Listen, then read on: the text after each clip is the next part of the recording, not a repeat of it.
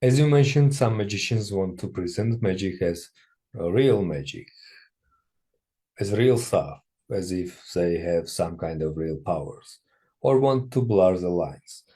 But there's always an issue, because the audience always has a legitimate and honest questions.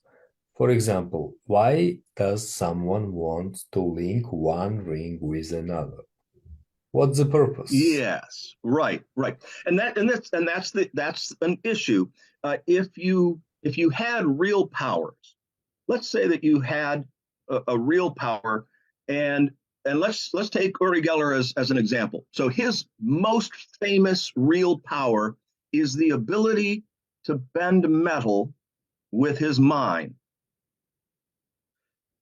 especially spoons.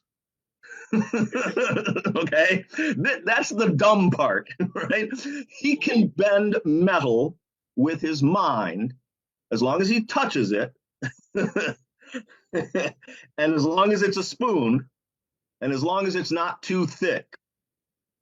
See, that's the problem, is that even what he does is really dumb as as an actual power, and his use of it is dumb too. What I mean, can't he think of any instance where bending metal might actually be helpful? Isn't there some place in the world where it would make sense to be able to bend metal with your mind or in any way? Let's say that I had a couple of papers, two sheets of paper, and a staple, and I wanted him to staple the two pieces of paper together with his mind. That staple is much weaker than a spoon, and he has the power to bend metal with his mind. I'll even push it through the paper, and all I want him to do is to bend the legs of that staple down for me because I can't find my stapler. Uri, staple my paper, please. So it can always be disproven by the dumbest thing. But even people who apparently have these real powers, like reading people's minds, for example, is a great example. Isn't there a better use for that?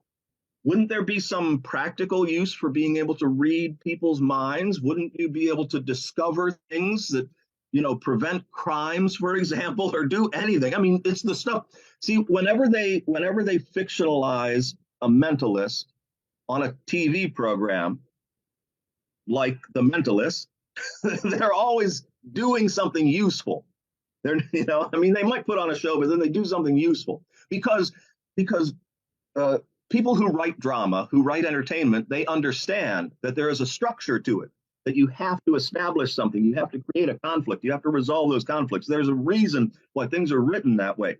So people who read minds ought to be able to do something useful with that. And the worst one of all, if you can predict the future, why haven't you? Right? Why haven't you really predicted something that matters? There's always that issue with it. And now, as a magician, I also do mentalism, but as a magician, yeah, obviously, why am I linking rings together? Why am I tearing up a piece of paper and restoring it, or in my case, transforming it? Um, all of those questions are questions that I think are very, very important to ask and to answer. Answering them for most magicians and mentalists is the challenge. But I will tell you this, the best answers are the ones that resonate with people in their everyday lives.